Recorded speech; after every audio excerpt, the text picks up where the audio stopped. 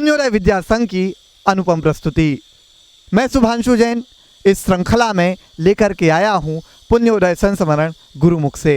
तो चलते हैं आज उन वात्सल्य की खान परम पूज्य मुनि श्री पूज्य सागर जी महाराज के चरणों में, जिन्होंने वात्सल्य की ऊंचाइयों को छूते हुए आचार्य भगवान की अनुपम कृपा प्राप्त की है और प्रभावना तो ऐसी की है कि जन जन तक उनका आभारी है। तो आइए आज चलेंगे पूज्य मुनि श्री पूज्य सागर जी महाराज के श्री चरणों में और जानेंगे कि आचार्य भगवान के उस उपक्रम के बारे में जिसे लोग प्रतिभा स्थली के नाम से जानते हैं। आचार्य भगवान की क्या परिकल्पना रही और आचार्य भगवान ने कैसे उस प्रतिभा स्थली को प्रारंभ किया, जहाँ नन्हे नन्हे सी बालिकाओं के बीजों का आचार्य भगवान ने वपन किया और आज वह बट वृक्ष के रूप में पूरे हिंदुस्तान में समाई हुई हैं। तो चलते हैं पूज्य मुनि श्री पूज्य सागर जी महाराज के चरणों में।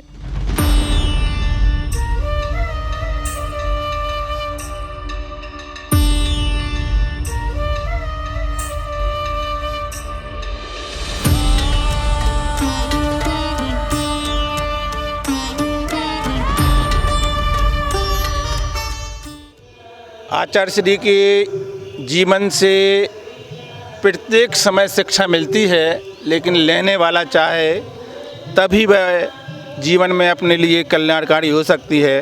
हम आपको एक बहुत अच्छी एक बात बता रहे हैं, जो महान पुरुष होते हैं वो अपने जीवन में समाज के कल्याण के लिए, समाज के विकास के लिए स्वयं कष्ट सहन करते हैं और समाज के कल्याण का मार्ग बताते चले जाते हैं। जैसे भगवान राम का मार्ग था, ऐसे हमारे आचार्य विद्यासागर भगवान की जीवनचर्या है। सन 2000 की एक बात है, जब आचार्य भगवान ने वहाँ पर चातुर्मास किया और वहाँ से बिहार करके वो जबलपुर आए। जबलपुर आने के बाद शहर में उनका आना हुआ। उस दिन वो दृश्य में दिख रहा है कि 500 से ज़्यादा 700-800 चौके भी हो सकते हैं, ऐसा दृश्य था।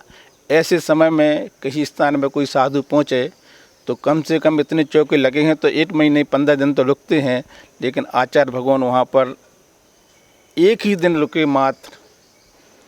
और वहाँ की समाज ने एक बहुत सुंदर मंच बनाई कि आचार्य श्री यहाँ प्रवचन करेंगे। आचार्य श्री ने उस मंच पर प्रवचन की बात तो छोड़ो, उस तरफ देखा भी नहीं, उस गली से भी नहीं निकले और जा कर के दूसरे रास्ते से दोपहर में समय करने के बाद मड़िया जी पहुँच गए। जब मड़िया जी पहुँचे तो समाज में लोगों की उथल पुथल मची कि आचार्य श्री एक ही दिन में चले गए यहाँ से, लेकिन कोई बात नहीं, पास में क्षेत्र पर ही हैं। संघ के साधु को भी अच्छा लगा कि अब ठंडी का समय अमरकंटक में बहुत निकल गया, अब हम लोग मड़िया जी में गुरुकुल में वहाँ पर चूने की दीवारें हैं, मोटी दीवारें हैं, ठंडी यहाँ अच्छे से निकल जाएगी। तो सब लोग प्रसन्नता थे। लेकिन देखो आचार्य श्री की सोच कैसी होती है कि उन्हें अपनी अनुकूलता नहीं बनानी पड़ती है, समाज के हित कैसे हो उस बारे में वो सोचते चले जाते हैं।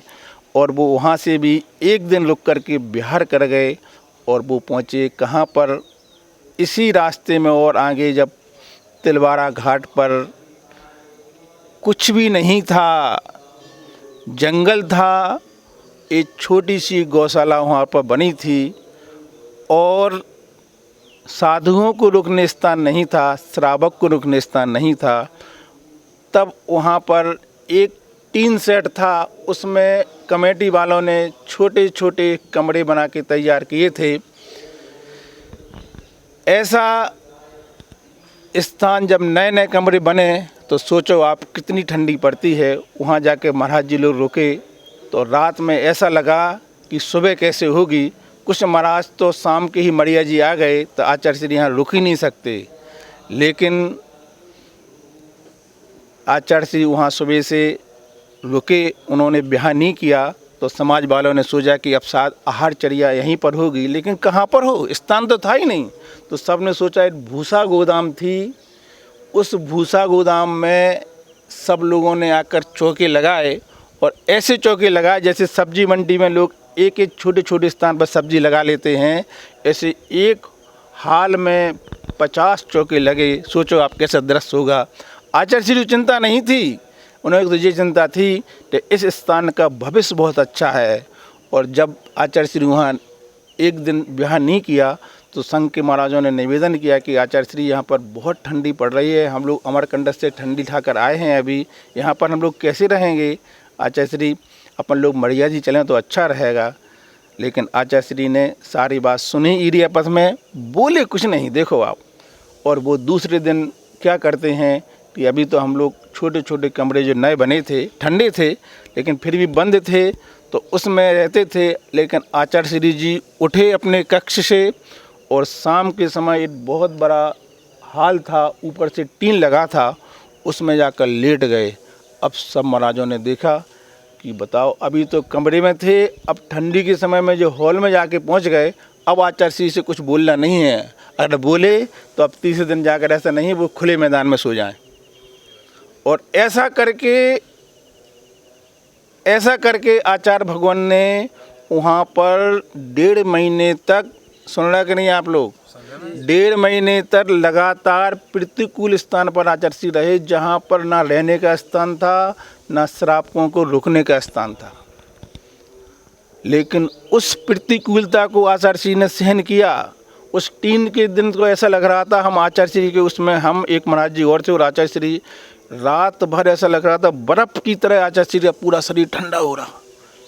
रात में नींद नहीं आई उन्हें, लेकिन उन्हें लग रहा था कि नहीं, हमें यहाँ सहन करना है। और इस स्थान का भविष्य उन्हें दिख रहा था। और वो 1.5 महीना वहाँ आचार्य श्री जी रुके, तो वहाँ की कमेटी को लगा के आचार्य श्री आगे भी यहाँ आ सकते हैं। और धीरे धीरे हम लोग तो वहाँ चले गए। फिर 5-6 महीने में वहाँ के लोगों ने तैयारी की।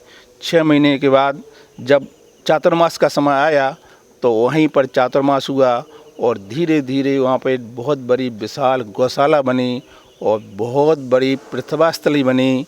आज वर्तमान में वहाँ पर पूर्ण आयु के नाम से बहुत बड़ी आयुर्वेदिक अस्पताल बनने वाली है और उसी स्थान पर एक बहुत बड़ा विशाल मंदिर बनने वाला है।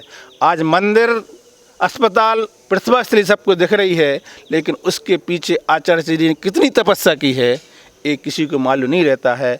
वृक्ष में जब फल लगते हैं तो सबको देखने में अच्छे लगते हैं, लेकिन वृक्ष ने जो यात्रा प्रारंभ की, उसकी यात्रा होती है ज़मीन के अंदर बीज की। बीज सुरक्षित है तो वही बीज फल पहुंचता है। और बीज में खराब हो गया, क्योंकि किसी ने कहा है कि चढ़ा पीतल पे सोना है, चढ़ा पीतल पे सोना है तो कंगन क्या खड़ा होगा, और जड़ें जब खोखली होंगी तो पत्ता क्या हरा होगा। इसलिए आचार्य भगवान ने हमेशा जो जड़ से काम किया है, उस जड़ में आचार्य भगवान ने अपनी पूरी तपस्या मेहनत की है। और उन्हीं की वजह से है आज ये प्रतिभा स्थली, ये बीनावाड़ा क्षेत्र, ये भाग्योदय, ऐसे एक एक क्षेत्र पर रह कर के आचार्य भगवान ने बहुत प्रतिकूलताओं को सहन किया और आने वाली समाज को, संस्कृति को जो धरोहर दी है, उसको यह पूरा बुंदेलखंड, पूरी समाज कभी भूल नहीं पाएगी। ऐसे आचार्य भगवान के चरणों में मन वचन का ऐसे बारंबार नमोस्तु नमोस्तु।